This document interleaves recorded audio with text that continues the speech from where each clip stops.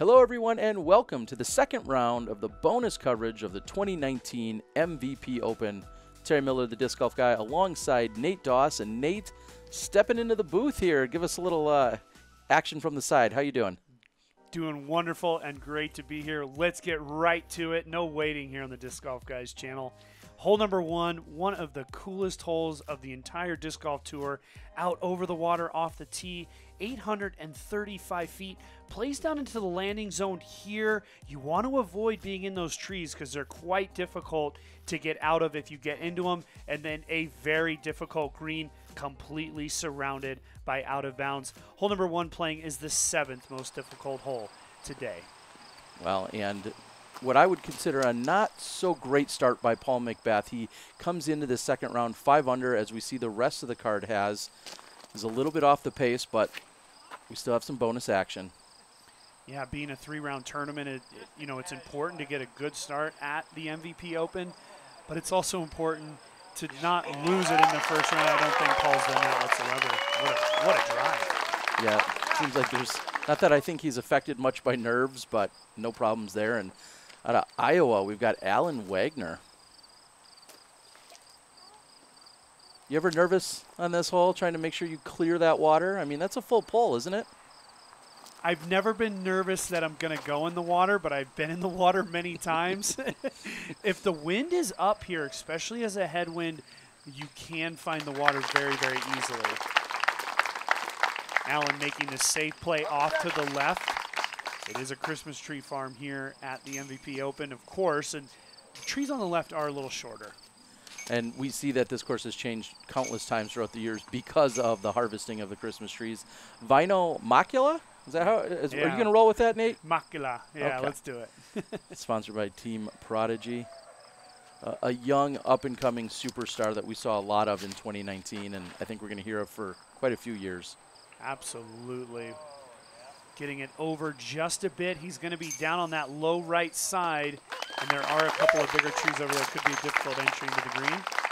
It kind of looked like it just dropped out of the sky, like there was no float as that tried to fade back. And another international player, and one we see quite often, Silver Latt. What an interesting group today. Silver, of course, coming from Estonia, as most of the, ooh, he's got this over. That is out of bounds.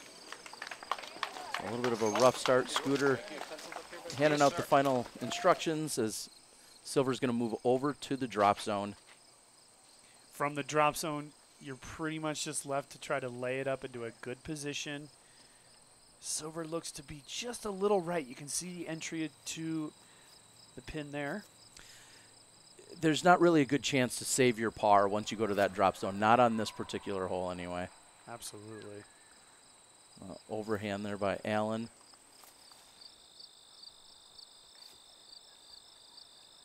There's a few holes out here that position is so crucial, and sometimes it feels like you could throw a great 550-foot shot and then still have a tree in front of you, and this appears to be one of those times.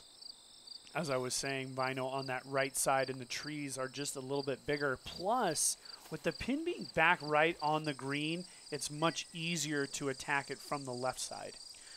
And if you were to set your mini down in any practical place on this fairway, I think it'd be right about where Paul was. Just think, that's not even the best shot that Paul's ever thrown on number one. I watched him one day actually make a putt for 2. The pin used to be a little closer, but he has number one's number. Just 11% of the field finding birdies on this hole. So you're really picking one up on the field if you can walk away with a birdie here. Par's not so bad, but a birdie is a little extra special, and it maybe gives you some confidence going into this very challenging course. Wow, Allen so far left. He actually had to throw over out of bounds, but he got it safely back onto the green. That was a tough little spot. And rarely do we see people that far left. Usually someone will be short right and might have to go over the OB on that right side. But Allen off to the left. We'll see what Silver can do. Still a little bit of work to do. He's got a touch forehand. He's got to slow down. Okay. Yeah, nice touch. I think you'll see it from both Vaino and Silver, how technically proficient the European players are. Not as much feel from them, but that's more that technical aspect that they bring. I think it's fair to say they take disc golf a little bit more seriously in some of the other countries outside of the U.S. And Paul McBeth, no problems there. Scooping up the birdie. Tap in birdie for Paul. As we're watching nice Vaino. start. Real quick, I want to say yet again, thank you guys for watching. This is all bonus coverage. None of it was contracted, so to speak. We got AJ Risley with the wrist injury. I contracted him for the weekend to get a little more bonus action for you guys, so we hope you're enjoying it. We're going to move over to hole number 2. Oh, it's game time. He knows it. What are we doing here? Hole number 2, pretty much straight away. Kind of a tough hole because of the way gravity does pull the discs. A lot of the discs find their way into this grouping of trees as that rock wall is OB. 350 feet straight away. It slopes slightly up to the pin here. It's a tough little birdie because of that gap between the trees and the rock wall. Seen quite a bit of creativity. Paul going with the most, I'll say, basic attempt, and unfortunately he's pulled that over to the right and out of bounds over the wall. Yeah, what you're trying to do, Val and I always called it a pull stroke. You aim at that left side grouping of trees that Alan's heading towards. Try to pull your disc just slightly over. Paulie got it a little too much, found the rock wall on the right.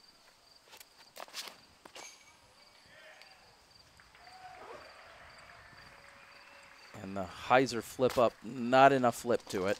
Yeah, I've always avoided throwing the flip up here because a little too much, and that's when the rock wall comes into play. But, you know, either way, the big grouping of trees there is the safe play to land. You can usually, I say usually very loosely here, get up and down from that area. I feel like if you're in the center or past, then you're going to be able to get to the pin.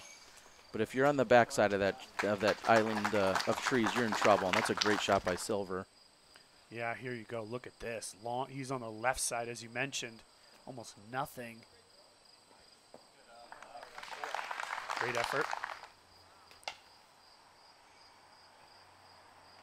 Just on the edge for Vaino.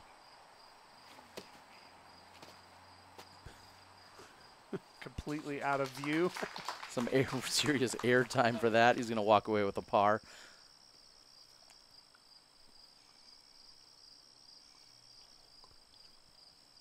Now McBeth's trying to save his par after going out of bounds. He's a little closer to the basket than we realized. Wow. What a great way to make up for a mistake off the tee, right? That is a great feeling because it kind of gets you going. You found a rock wall, which you can find easily, but to catch that putt, and the putt looked really solid too.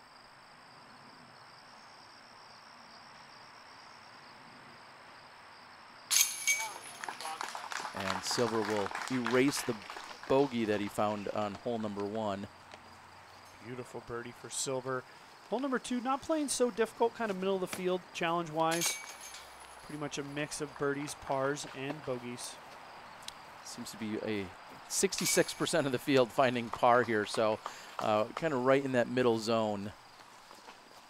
I'm going to take a brief walk up to hole number 3. We talk about all the time, famously aced by Dave Felberg. In the rain, it was one of the worst days I've ever seen at Maple Hill, and he got an ace. What an incredible ace. Look at the flight path. It's pretty much a flex for the backhanded, right-handed player, but it plays uphill the whole way, and I'll tell you, if you hit any of the trees early, bogey is certainly a big possibility here on number 3. And if somebody were to throw a bad enough shot that doesn't get over the rock wall, you'd actually be out of bounds as well. So you do have to clear the initial rock wall, which most players aren't thinking about. But if you have a shank, it can double real quick that way. Absolutely.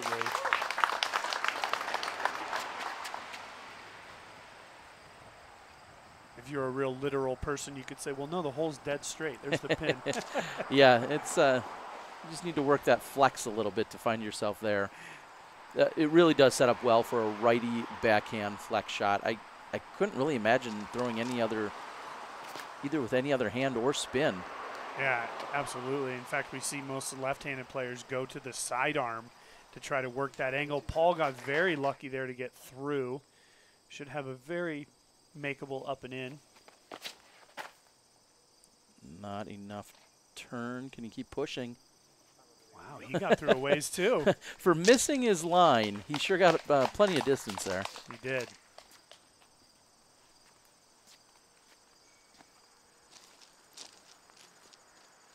From behind, Vaino looks like Seppo Paju, a great champion out of Finland as well. Got a similar style to him, doesn't he? I feel like if everyone over there is copying Seppo, they're probably doing the right thing. Agreed. Again, just the regiment and how serious they take disc golf in so many of the European countries. It's incredible. And Latt is also left, and he doesn't like it. I think you'll see why in a moment. Whoa. This is why I was saying it was so fortunate for McBeth to get through on that left side. Vaino did not. He finds himself in a super tricky spot. Yeah, and that kicks him out, but he's still going to be considerably short.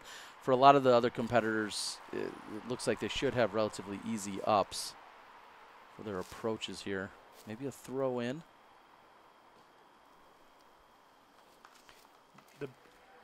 The pin here is actually on a real slippery green. It's kind of on the top of a mound. And any misses usually find their way 15, 20 feet past unless you sort of play the layup. Yeah, it really what it does is I feel like it exaggerates the speed that you put on it. And Absolutely. like you said, what feels like should be 10 feet past the basket can turn into 20 real quick. Of course, Paul's never going to lay anything up ever. In fact, I mean, every time I think he's gonna, he never does.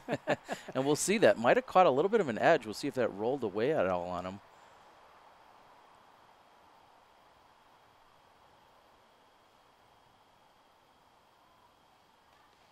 You see the trees just slightly blowing, but not enough to move the actual flags. God, it looks just like a beautiful day out there, doesn't it? Nice sunshine. Yep, I believe it's beginning of September at this point. First day of September, in fact. Actually, last day of August. They all blend together as Paul is in for the par. And I think we're going to see Vaino give a stroke up to the card. And I think we've got Brittany and a word from our presenting sponsor of the tournament, MVP, coming up in just a moment.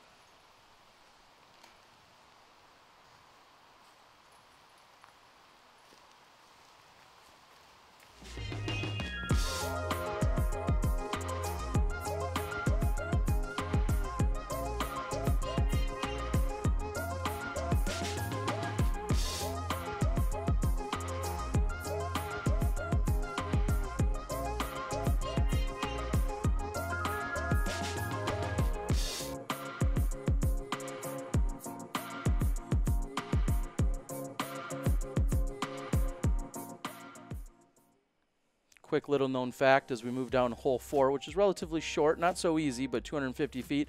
Brittany, who featured in that previous commercial, she works on like parts that go into space shuttles, and yeah, she's one smart cookie. She knows what she's doing. Amazing. Hole number 4, like we said, short with a lot of options, and it's actually the shortest hole on the course at 250 feet downhill. While it's the shortest, and really most of the players do want to get the birdie here, it is so tough. Boy, just through the trees there, he might have snuck up over that wall. Obviously playing straight down towards the lake. So tough. You got to keep it low. Yeah, Paul almost throwing that right into the ground. Gets a little plinko off of the roots that are down there. A lot of ground play here on number 4. Yeah, we've even seen shots skip up off the ground, find metal, hit chains, ace, or even go past the basket and then carry all the way into the water. This is just such a delicate shot, believe it or not.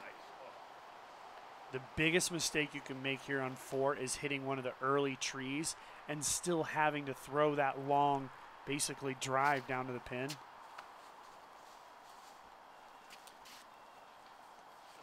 And those are 4 of the cleanest shots that you'll find, actually. If you put any group out there, usually you have somebody hit early. And McBeth is out. By the makeshift wall, the logs there.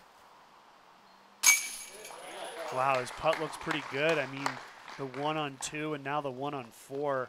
With Paul, I always look for the angle of his putters as they enter the basket. That looked really nice and flat, just like back on 2.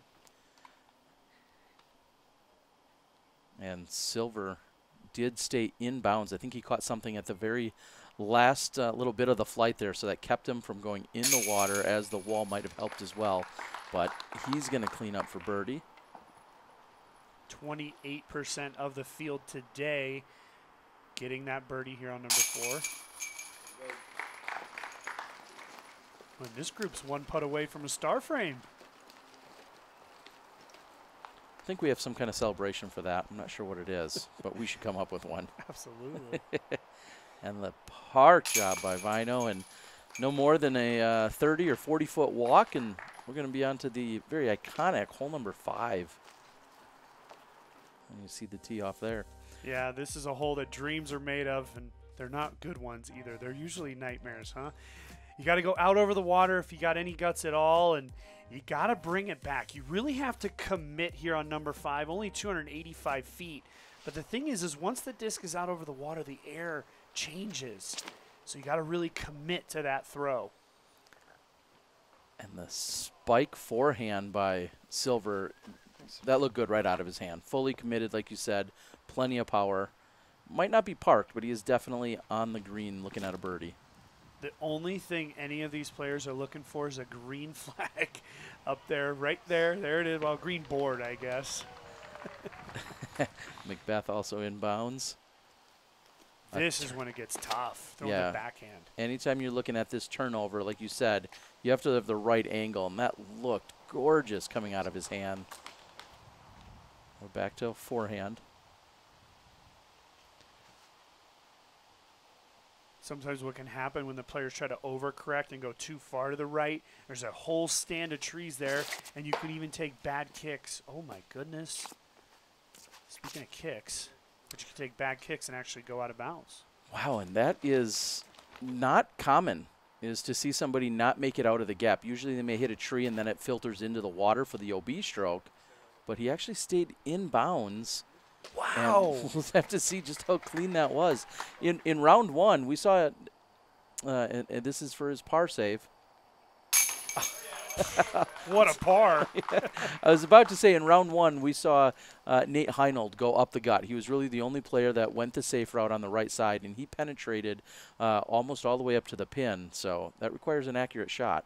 It really does. 4-time world champion Valerie Jenkins also goes up the gut here. You know, again, if you're not committed to throwing out over that water, it kind of makes sense to actually play it a little safer. It does, because you know, you don't want to not only lose a disc, but then look at a bogey and then feel deflated when you go that route. At least if you go up the middle and you still take a 4, you probably still have your disc. Exactly. And that's all hopefully worst case scenario, is Silver's in for the birdie, and McBeth is off to a really good start here. McBeth with the big putt on 2, now 3 down through the first 5 holes. Really good start for Paul. And then we're going to move on to what I know is the most difficult hole on the course. Every round it seems to be, understandably, it's such a challenge, as AJ gives us a little graphic there. What are you doing on hole 6? Well, a few years ago, it used to be a par 4. Now a par 3. It's one of the reasons why it is so difficult. But you got to come out this gap. You have the OB rock wall, and you have the OB on the left. You need, if you have the ability, you need to throw a mid-range here on number 6, because you need to control that speed. If you have too much disc, kicks can easily go one way or the other. Find OB. And then what a tight finish here. Most of the players actually take the left side, but again, that far down the fairway, it's a little bit of, you know, kind of a little luck, I would say. You'll take what you get, is that, I think, is what you're saying when you get all the way down there. And this is that left side you're talking about. And even though that hit and just carried forward, nobody's mad about that. Fantastic shot. Good power sidearm. I rarely mention the sidearm here just because it's a kind of it's actually more difficult to throw it with the angle coming out of the initial opening. Paul executing well. At the end of the day, the players just want to get that 3/4 down the fairway. You're absolutely right, though, Terry. Playing is the most difficult, averaging 3.7 on today's round. Only 6% of our field getting the birdie, 52% over par. Wow, that's unbelievable. And we'll see if part of our card can get in be part of that 6%, as Vaino looks like he's very focused, as you need to be. Probably one of the most demanding tee shots on the course. One thing I'm noticing with Vaino here early, again, we haven't seen a lot of him, but we've seen a lot of his name on the scoreboards, but not a lot of his play. He is very deliberate, taking his time. He's just had poor execution, most of it on the left side today. You almost think maybe he's overcompensating for some mistakes he made in a previous round or in practice or something. Who knows? But that is, again, from where he was, yes, he hit a tree. Yes, he's got a long putt, but that's still a well-executed approach from there. It was huge. Let's see if Alan, oh no. Oh my goodness, yeah, immediate. He pulled it right, it hit the tree, and then, you know, insult to injury, it also, again, is over the wall, so he's going to take an OB stroke there. Paulie down about pin high. Ooh, he'll be mad on that one, just knowing Paul. It was a good effort, though, pin high. Yeah, just to even have a look at birdie from there is incredible, and Alan's ready to be done with hole number 6. Yeah, double OB for Wagner here. It's for the par save. What an incredible part would be. He was caught up in that stand of trees. It's tough to get him in from there. And Silver made it all the way past. Wow, what a birdie. I guess the sidearm is the play if you're Silver Latt. I think you need a Silver Latt sidearm in order to get the birdie. Exactly. I know my sidearm's not getting us anywhere near a par. And Paul will clean up his par. We see a little bit of breeze on the flag. We're about to continue away from the clubhouse. These players, and where those gallery is standing, just as a reference point, is the walking spot between hole 1 and 2. So they're actually taking an action from a card, you know, maybe the lead card, or waiting on the lead card to come through. So a little geography out there on the course, and some of the fans taking all the action. Oh, there's Casey. Ready to move over to hole 7. Probably the second most difficult, if I had to guess.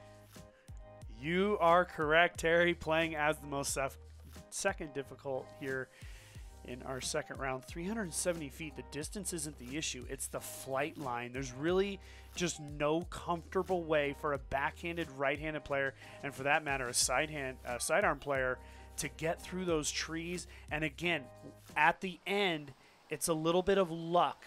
Do you finish left and make a 40-footer, or do you try to finish straight and make a 20 or 25-footer? But there's a lot more complication there.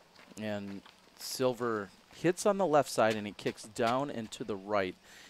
And the trees are quite scattered. Obviously, the further up the fairway you are, the farther up the fairway, I should say, you have less trees to contend with, but they're scattered, and sometimes you have a line and sometimes you don't. I'll tell you, though, a birdie here on number 7 gives the player a huge boost going into a super tough middle part of the course. And that's that left side I'm talking about. If you can finish out there, it's wide open. Not that I'm in the business of giving pro tips, but throw this straight, let it fade just a little left, and then make your putt. Too many people, I think, are trying to park this hole, and you really just need to throw it straight with very little finish to it, and then just make a 25 or 30-footer. Yeah, I mean, you can work a little bit farther away, maybe a 40-footer on that left side, but you're right. You have the room over there. And speaking of parked, 0% parked this hole. I think that just tells you everything you need to know. Yeah, it's such a tough pin to access, and anything short is going to make you do work to try and save your par. I kind of feel like this is one of those holes in the world that's a par 3 that has not been aced. It almost seems impossible, doesn't it? I think maybe a righty forehand shot could get up there. I don't know. You need a little love. Yeah, a little like a flip up, but that's a lot of distance to carry. There's a part of those scattered trees you're talking about. Vaino found himself on the left side, which is more open. That right side is super difficult. And now Silver will be listening to what you just said. We'll see what kind of line he has from this right side.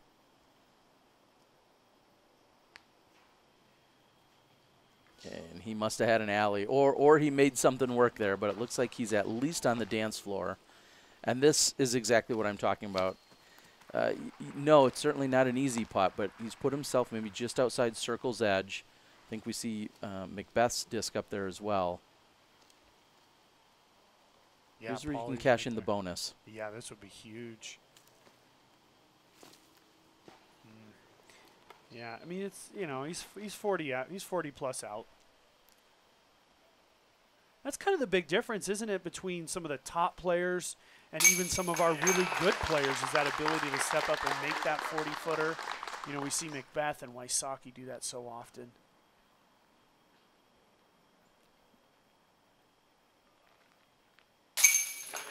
And taking full advantage of a solid drive, not a perfect drive, a solid drive, to then put himself right there for the birdie. And McBeth will be part of, again, just 6% of the field that could find birdies here on this hole. This average 3.45. And Silver, after such a great approach, seems to be off the mark for his par save. Yeah, and Silver was sitting on 3 birdies in a row, so that's a really kind of brutal bogey there at a really bad time. Solid putt from Wagner.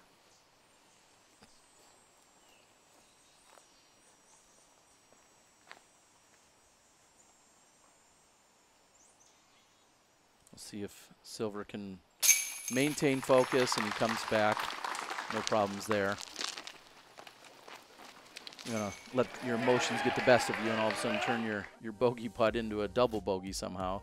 As we move over to hole 8, what a beautiful hole, playing yet over the pond again. Yes, and there will be quite a big crowd here as well. 320 feet straight over the water. The hole really itself is not that difficult, but the word of the day here is commitment. You have got to commit to this shot. The water play, the way the air moves over the water, just changes stuff so quickly. Wow, and you could even hear it in his voice. It was perfect line, just had no speed. It looked like he let off and then just clearly let off too much. Right. And, you know, two more feet and he's underneath the basket or possibly running at it, but not enough for McBeth, and he goes to the drop zone there. So another OB mistake. And that is a beauty, playing the long line there up by the wall. I love that play. The putt coming back is more difficult as you're going right at the water, but at least you're in bounds. You hear the collective groan from the 8 holes out there. Not, they're trying to support as best as they can, and I think their heart breaks along with our competitors. Over on the live broadcast, the 8 holes were going nuts. It was one of the most incredible scenes I have ever seen on any course, but not surprising it came here at Maple Hill. It's kind of a family affair. It just, the fanatics that are out there all enjoying it, and they can appreciate that as Silver finds himself in bounds. That would have said Skittles flying. McBeth draws metal from the drop zone. Allen says, okay, he draws metal as well. Yeah, he's like, Jeez. hey. What keeps this group going is bags of candy and Treehouse IPAs. It's it's a good time here in Massachusetts. And that is off the top band now. Last guy to possibly pick up a birdie here. This hole isn't as tough as they're making it seem. There it is. And what a great recovery. I mean, it does come in as the second easiest hole on the course. And now he's just coming off that bogey from the previous hole. He's been off to a good start. You really love to see that by Silver. And he was super unhappy with the drive. Got very lucky and then able to cash in. That's a beautiful 2 for Latt. And if you see the red shirt at about the 11 o'clock, just beyond Allen, that's exactly where we walk over to hole number 9. So a pretty close walk for not an easy hole at 420 feet, Nate. Not at all. And this one's flip-flopped between its pars. This year playing as a par 4. You want to get your drive at least to the top of the hill. If you don't, it's a tough one from there. And then you have this shot down, down, down. It's a long way downhill. And then what a green they've built here. OB short, OB right. Any birdie on this one? Well, actually, again, with it being a par 4, plays a little easier. It does. I think most of the time if you walk up to this hole and you take a 4 here, you're like, okay, that's not so bad. A 3 feels good. You threw at least 2 really good shots to do so. But just it's a little bit more of a mind game when you know, okay, this is a par 4, not a par 3. Absolutely. As heavy as that debate has been all these years out here. Right. And in somewhat spoiler fashion, we'll tell you, this averages 3.94. So to me, it's correctly marked as a par 4. I agree. I think I remember talking to Steve one year. I'm like, why is hole 9 at 3? He goes, well, you can't get there off your tee shot? You know, because the distance only 420 feet. I think that's the part that's a little tricky. It just requires such an accurate shot, and there's so much danger, whether it's the tee or any of these approaches or the putt. Yeah, and look at this. He's left well back. He's got to step up to even see where he's throwing. And when you're this far back and you have to throw out, not down, it becomes so much more difficult. So cresting the hill is crucial here, because then not only can you shape the angle of the disc release, but you can see exactly where you're throwing. Oh, wow. That stays in bounds playing. I think that's officially, they call that a rail slide. Don't sue us, Tony Hawk. Paulie got way off to the right. Oh, my goodness, and somehow finds his way onto the green, but that's a tough putt there. Well, we'll see. You said it earlier, Paul never lays up. Oh, there's no way he's laying that up, but boy, disaster behind. Uh-oh. No, and that hits the wall and kicks out of bounds for Silver. I mean, it was a decent tee shot for Latt, but he found himself so far to the left. And then he tried to get aggressive. He could have actually just laid that up. Yeah, he could have tried to lay up to exactly where he is right now and then try and just make the long putt. But he was trying to go for the green, and that's going to bite him for a stroke. Yeah, a little yo-yoing going on for Latt. You know, he had the 3 birdies. Now he's gone bogey, birdie, bogey. And looks like we might get literally a bird's eye view here of McBeth, as AJ's in a unique position. And that did not sound like enough chains. Not at all, but I'm not a scientist. no, I mean, it didn't sound like it at all, but did he go out of bounds? I think that's the big question. Looks like he had stayed. Oh, yes, he did go out of bounds if we're looking at the bogey stroke. He did. So, boy, McBeth looking really good in the early going. Bogeys on the last 2 holes, back-to-back OBs as well. So, we'll see if McBeth can't pick it up. Makela takes the bogey as well. Over to hole 10. We're at the halfway point through the second round. Literally the halfway point of the tournament as well. Yeah. This is a big pull. It is a big pull and one of the most fun holes. We have played this hole into numerous types of configurations as well. But I love this uphill shot. The castle hole, we call it, as the pin is elevated up on the quote-unquote castle. You really just got to find the line, and you got to juice up on it to get it all the way up there. We saw Kevin Jones in round 1 go deep of the basket. In talking to him throughout the year, he had said that he feels like that's almost a 500-foot pull to get all the way up to the top where he found himself in round 1. Yeah, I mean, for this caliber of players, they should all be able to get there, you know, but it's a tough angle coming out of this and it's so much lower than the fairway. Such a steep incline. Now, what do you think about seeing the forehand here by Silver? Not a common play for a righty. Not at all. You do have a lot of space to the right. Maybe he feels like he gets more power on it. Of course, McBeth has plenty of power. He was unhappy with the shot. Looks like it finished down and to the left. Wagner's going to be first to approach. I think looking at the distance of 380 feet and then looking at the statistics, 0% parking it. Obviously, it's up on the, the castle. but only 7% circle 1 in regulation here on number 10. It's a long way. It's got to play like Jones said, 500. McBeth looks to be about circle 2. And giving it... Oh. Ooh, and the tree takes the brunt of that one. I assume there was a mosquito he was just taking care of. That's very kind of him, so somebody else doesn't get bit by it. Oh, there we go. Talk about a mosquito. Vaino just steps up and cashes. That's a beautiful putt from Makela. Wow, just 9% of the field finding birdies here, and Vaino's one of them. Simple recovery there for Allen. 62% of the field taking par here, so that's a pretty common situation on this field. Now, we've seen a lot of crazy things here. When you're so close to that wall, sometimes players get a little uncomfortable. And you just saw a little trickery there by Mr. Latt. Yeah, for the most part, you're basically standing and your eyes are right at those little cutouts. I've seen a few heartbreakers. Some people who've not really known what to do, haven't practiced that kind of a weird or goofy angle before, and hit the basket or have it roll away past them. It can be tough as we move over to hole 11, sponsored by Legit Disc Golf.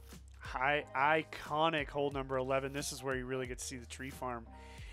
The drive, really, you got to get out into the opening. If you're in the trees at all, it's going to be tough to access the pin. You see the pin there on the left. That's where our FPO plays to. But the men, they got to shoot back into this gap. And that's why drive placement is so key. In the short grass on the right side of center is the absolute ideal positioning. And this is the first time. I know they got to throw a big drive on the previous hole, but they were a little bit constrained here. You can air it out. You can, you want to throw a hyzer flip. You want to throw a big flex shot. You want to throw straight hyzer. It's really whatever you feel most comfortable with here. It's a little bit lower, but good position. He's going to make the spotter get up and move a little bit. The thing is I'm talking you need to be slightly right of center. The angle into that gap that you see straight just to the right of Silver here is so tough to access from that left side. Let's see if Silver can find the position you're talking about here.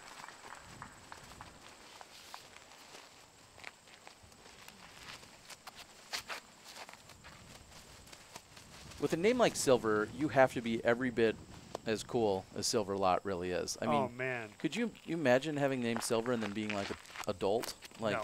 It just can't happen. And I've hung out with Silver and Kristen Tatar a number of times. Just two incredible people. Yeah, what representing a good crew. Estonia well, yeah. very well, as McBeth is on that right side.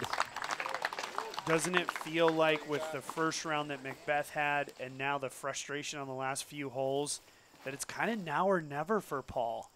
Yeah, you need to get things moving. There's only so much time left in the tournament. Like I said, we're just past the halfway point, and 7 under where he is right now, along with Silver, you can see 7 under shot in a single round. Oh, so absolutely, if not better. I mean, Paul McBeth proving that years ago with the record, I believe it was 48? 45. 40, that's right, 45. Oh, my goodness. I was in the group right ahead, and crowd would just not shut up. And they weren't yelling ahead, great shot, Nate. No, they weren't. Now McBeth's he's going to play this. That looks a little bit wide. No, not wide at all. He had that dialed. But what a beautiful angle. And just the way the slope is to throw that little baby turnover is so nice. That's a lot of distance off the tee. That's 500 plus for sure. Vaino not clean on his second, so, oh no. No. Not something you'd expect to see from him. Absolutely not. Silver with a jumper. Yes, what a putt that was from the depths down there. That's a beautiful putt. Middle of circle 2, no problems for Silver. Interestingly enough, hole 11 playing as the 11th most difficult.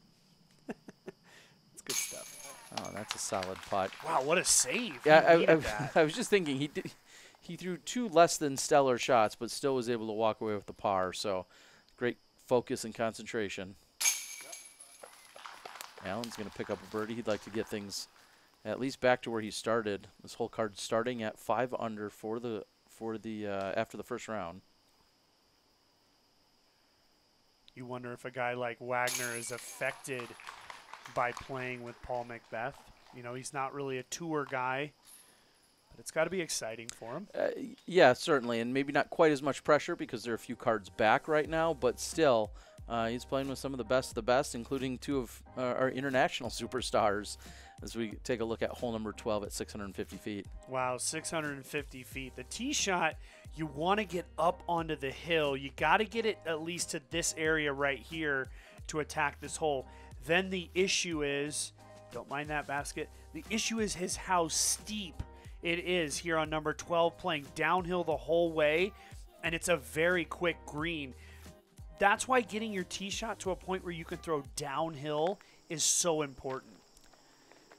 Yeah, that way you're not putting the angle of the disc up in the air to get over the hill to then try and fall back down it. So being in position, like you said, to be able to throw down with the slope is crucial here. Maybe not quite enough air under it for Allen.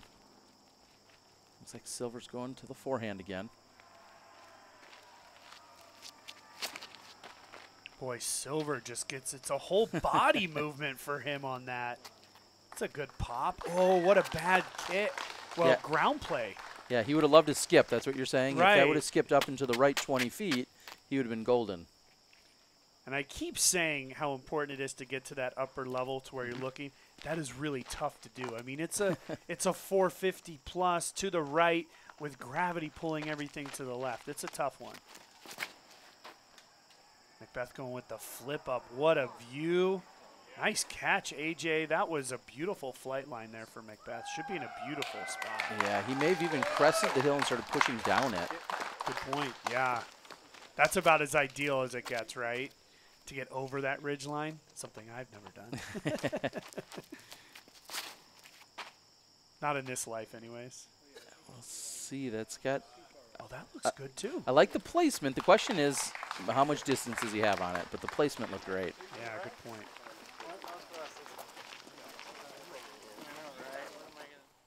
Allen quick to throw, or AJ slow to record, one of the two. That did happen in round 1, I think, for every single approach shot. So AJ's still trying to get this dialed in on round 2. He's caught up with Silver, though. He's doing a formidable job, considering he's a player, not a cameraman. Yes, yes. And a player with a bad wrist at that. Right. So we appreciate it, AJ. Yeah, super bummer to not have AJ playing, but big thanks to him, of course. And this was Vaino's drive, so he actually crested the hill as well. Yeah, and he had such a good drive, but unfortunately that turned over, and then just most humans don't get to the spot after one throw. I mean, this is incredible. Paulie down there at basically putting flat, and that's a loose. Look at the frustration. Super loose effort. Yeah. He's going to find a 25-footer. At least. Yeah. And I feel like he was trying to maybe dig up one of those rocks because he collects them, and he was going to take one with him. But, Paul, worry about that later. You got a comeback putt to make now for birdie. Wow. What a putt from Makela. That was impressive. Downhill, outside circle 1. Yeah, to see him not walk away with a birdie on that would have been a huge missed opportunity after such a great drive. Here's Paul. Okay. Yes. Keeping the birdie train alive. That's back-to-back birdies for Paul.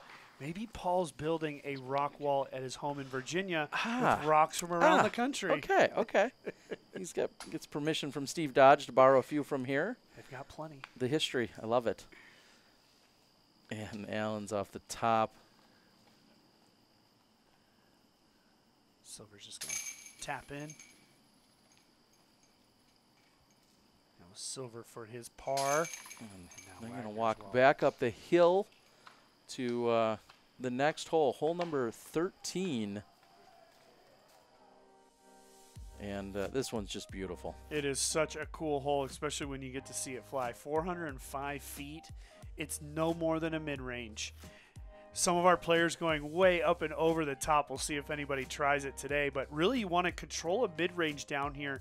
And I've even seen mid-ranges go 25 to 40 feet behind the pin. You just got to put it on a line and let a somewhat stable mid-range do all the work. That's our boy, Rick Hushane. Big shout-out for the local and Rick. And here's McBeth with the mid-range you talk about. And then doesn't want us to see him hit a tree. He's like, I'm not going to let you show this bad shot, AJ. Exactly. I remember watching this over on the live coverage. Of course, Rick was there. And that's a smart play by Paul. I'm not going to let them see me hit a tree. And looks like a really gentle kiss off the tree there for Vaino. Yeah, it was a good little kick for sure. And this is a good, kind of a good view, even though Paul blocked it. I see the big pine tree on the left there. If you can put a mid-range on that tree out of your hand and just let it go to the right, I mean, that's the ideal shot. I think the camera does not do justice to just the sheer sort of majesty of that big gap, how big that pine tree is on the left side. These trees are 50, 60 feet tall. And we don't see anyone trying to go over them this round. I think we will in other rounds, but not this time.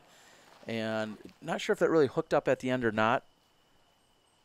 We'll see what kind of angle he has. And Allen's not loving this. This is not the place to be on this one. Oh, that right side is so tough. So many scattered trees you have to beat, and then you have a really difficult green. And it looks like he did most of the work you needed there. Wow, yeah, inside circle one.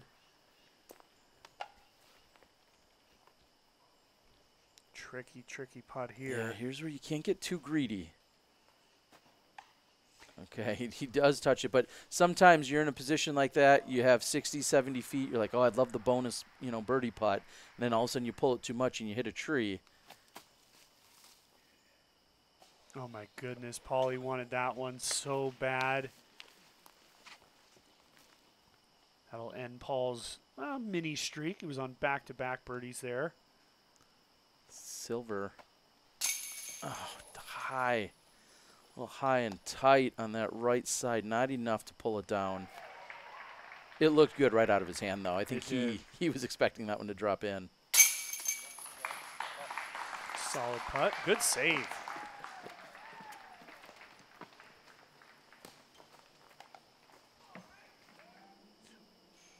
I kind of get the feeling from Paul's body language that he just seems a little not happy with himself. Yeah, seems to be, as you're saying, a little bit frustrated, not having exactly a stellar round. He's 4 under through 13, and if he's going to try and make any moves here to move up on the cards, he's going to need to finish really strong. The one key about Maple Hill is that really every hole is birdieable. Like, so you always have opportunities, but in the same breath, every hole is bogeyable as well. Dang this course. Yet everyone loves it. And we're going to move to one of the most iconic holes in all of disc golf, hole number 14, sponsored by Paragon. What's the play here, Nate? Yeah, you're right. Universally loved by all of disc golf. Unless you're lefty. Exactly. Best backyard course of all time. 420 feet, the number says it all. It's over water the entire way. And again, the key here is how does the disc react over the water? A lot of our players making their mistake to the left.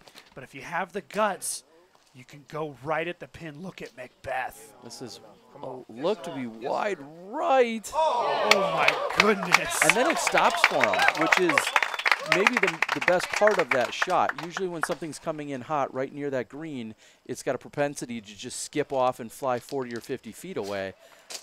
That stayed inside the circle. And that's that normal mistake. The players, it takes a lot to really do what Paul just did. And, we see a lot of players there on that left side. Yeah, kind of bailing out almost. Like you got nervous at the last second and you think, okay, don't yank it right. And instead you let off and you pull it to the left. And this is going to need to hook up quick. Wow, does this have what it takes? Wow. Not a common place to land, but it's safe. So the 8 holes now have moved their way over to behind this pin as the lead card made their way through, and nothing left to watch over there on hole number 8. Look at this. Is a pretty good one, too. Yeah, and you saw when it hit the road, got a little bit more of a skip. So he'll be looking at directly at the water for his birdie putt. I'm just checking those scores on the bottom of the screen, and really the two European players have done well to keep up with Paul at this point. The only smart play there is to put that one right under the basket, walk away with a 3. This is the 6th most difficult hole on the course. I feel like if you're taking a 3 here, just be happy and move on. Sit.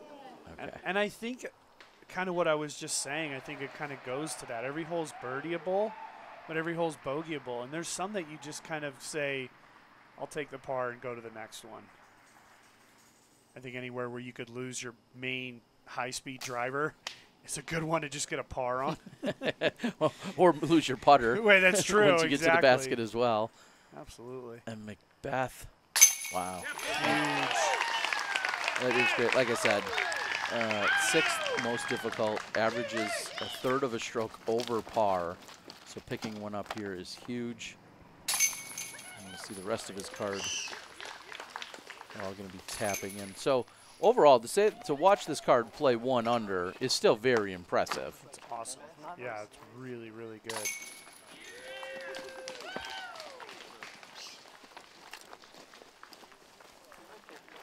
One of the many beautiful ponds that you find out there as you're walking around this Maple Hill property. 355 feet for hole 15. Pretty much straight away, I talk about it all the time here on number 15. Pick your disc that you can throw absolutely straight and go with that one. It could be a driver, but for most of the players of this caliber, 350 straight away, we see mid-ranges here. The thing is it's kind of a funnel. The trees start wide. You know, it may be 50 feet apart, but by the time you get to the basket, they're only 10 feet apart.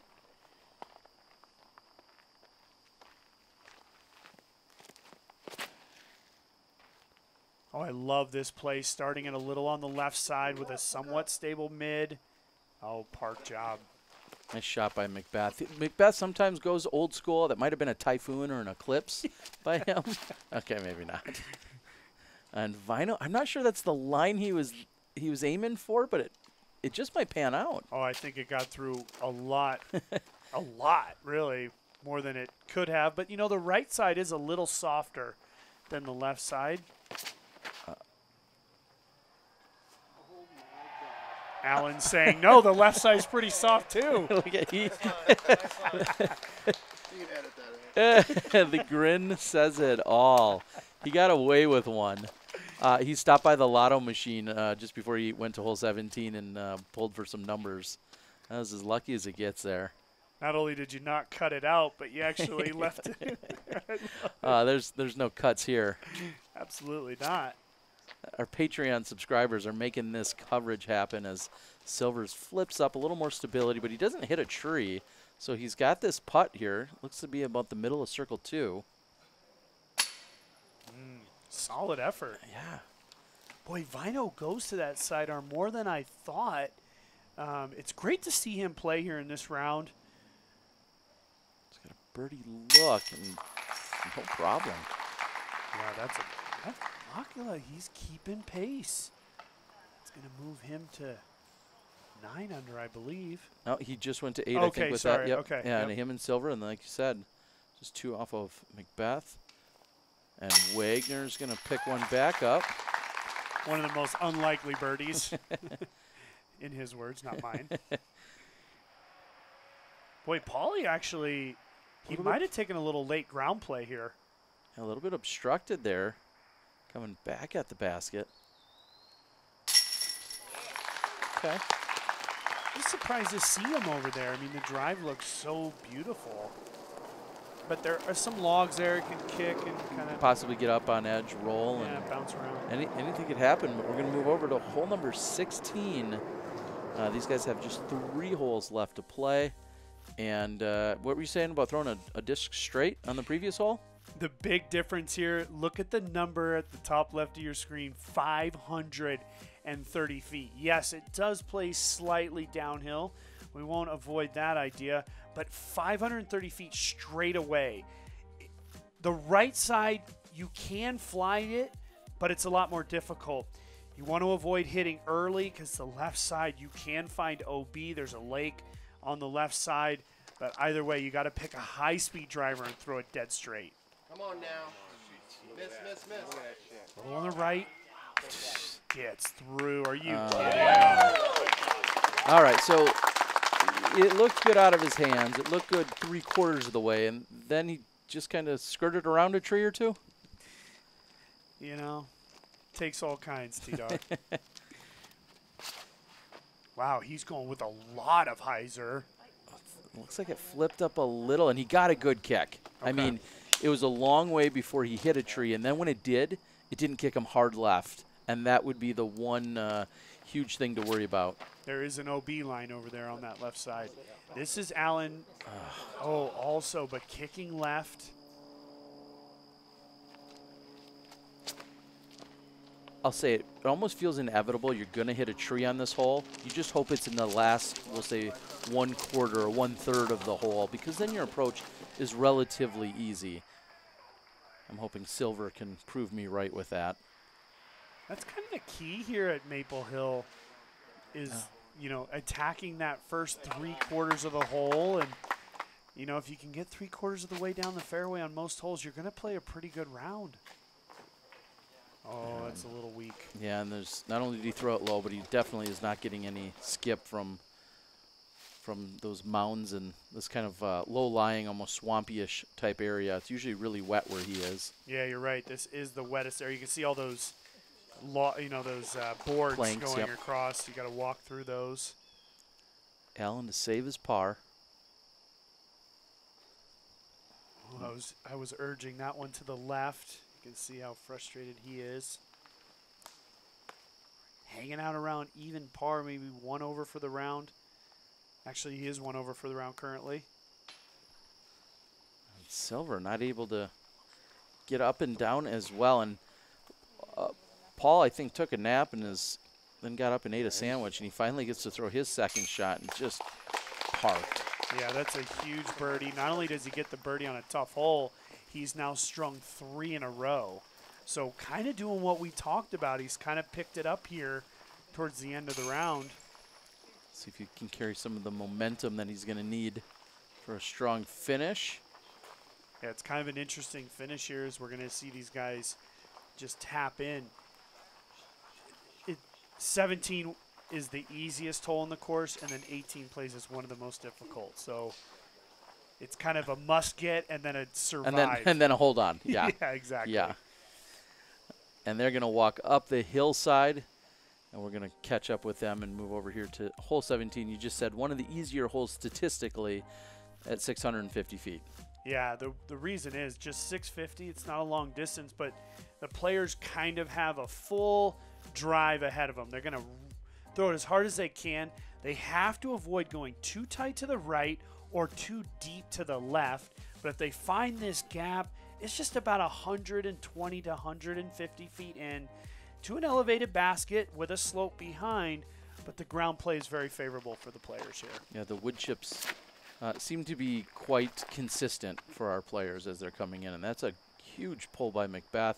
We kind of have to wait for the crowd to react to see how good it is. I heard somebody say that was a great kick. I don't know if Paul actually saw more than we did there, but either way, the crowd liked it. We need that to turn more to the right, hopefully. And the crowd moving out of the way, and that's what I'm talking about from over there. It's a very complicated upshot. A lot of trees scattered as the term of the day.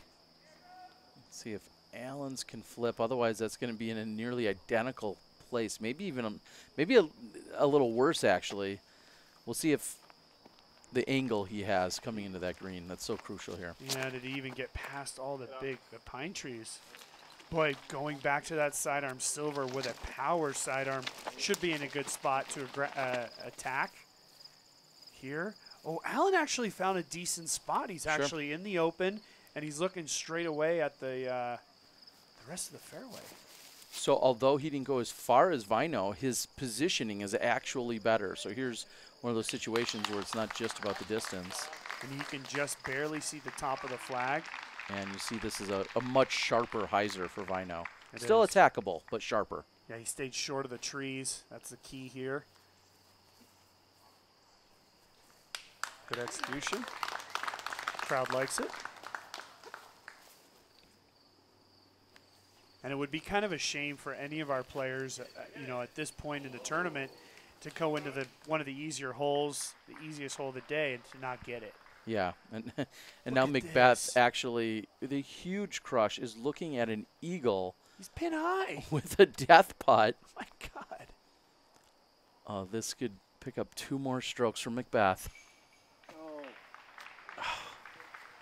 Check that angle. You see the angle of the disc, just a little bit steep. Paul, you know, and boy, it rolled away a little bit outside or right there by circle 1. Jeez. Even catching a little cabbage there, trimming the tree. And he had to work for it a little more after such an incredible look. He had to work for the birdie putt, but he still walks away with it. And that actually puts his 4th birdie on in the last 4 holes and giving him 6 out of the last 7.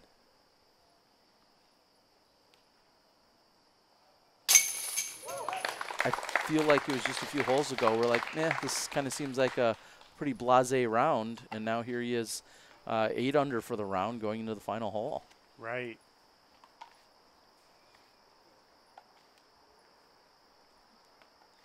It's such a McBeth thing to do. Chase it down towards the end. And Makela actually, for birdie here, it was that bogey that he took back on 6 where he hit first available coming out of the gap there. Oh, no. Yeah, well, he did. Either way, he did hit bogey number 6. He hasn't bogeyed since, so that's a pretty good run. Yeah, Number 6. certainly incredible keeping it together here. And we're moving up hole 18. I feel like we keep saying it, another iconic hole, but that's when you have one of the world's best courses, you continually talk about how great every individual hole appears to be, and one of the best finishing holes in all of disc golf. Oh my goodness, and the crowd around the pin come Championship Sunday is the best feeling you'll ever have if you have the chance to win. Big thanks to all the Disc Golf Guy Patreons here on number 18. Without you guys, this would not be worth it. Yeah, exactly. All the bonus coverage, and McBeth lacing one up there, putting himself in really good position as we hear a huge putt, actually, I think it was just taking place back on hole 16, which isn't too far behind where they are right now. That looks like good position. A couple years ago, they moved the tee down deeper into the woods, and it just made the tee shot so much more difficult. But what it really did is it made the second shot more difficult, as you have a lot of distance going into the green. We used to be able to throw it almost to the green to where we'd be doing jump putts or little sidearms. Now you have full shots in the green on the second shot.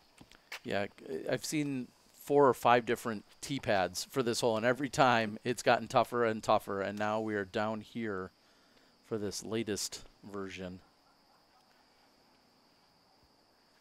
Expect to see a nice low shot out of Silver. Yep, he keeps it low, rises just over where he needs it to be, and perfect for that power sidearm of his. It's impressive. What I wouldn't give for that sidearm. Jeez. That's looks like Allen, who was on that right side, just trying to fight out. And that's not a place you normally practice from even. It's a really tough position to be over there. And now he's got some work to do. He's just trying to push as close to the OB wall as he can, up toward the island, I should say. Yeah, good point. The Yeah, OB he's island. done pretty good. That'll be a decent angle. One of the reasons 18 is so difficult is because the pin, the green is sort of perpendicular to the fairway. It turns completely 45 degrees, and so it's a tough angle. And look how far McBeth has. Yeah, we see him with 2 deep breaths before throwing this shot.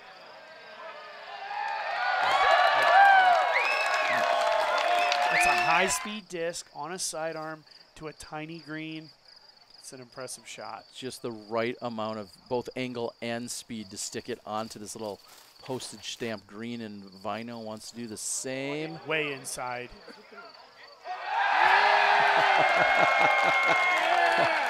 That's a little bit of love. Oh, that's the Look at best that. feeling in the world with the fist pump. The smile. Silver wants to match it. He's seen 2 great shots. That's wide.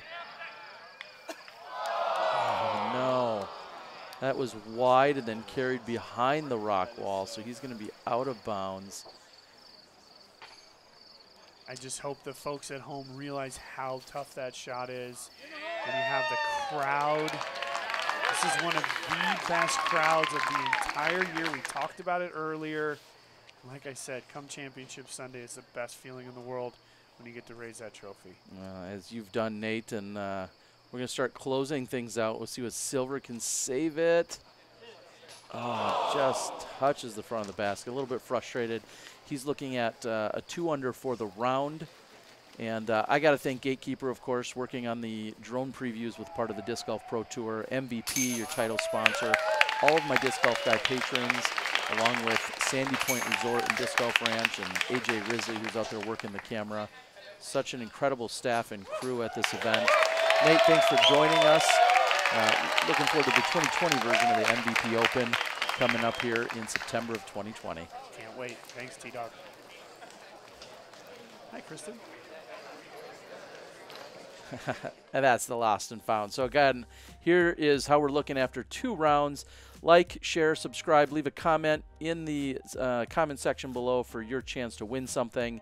And I'll bring you the action for round 3 in just a few moments. Stay tuned with the Disc Golf Guy.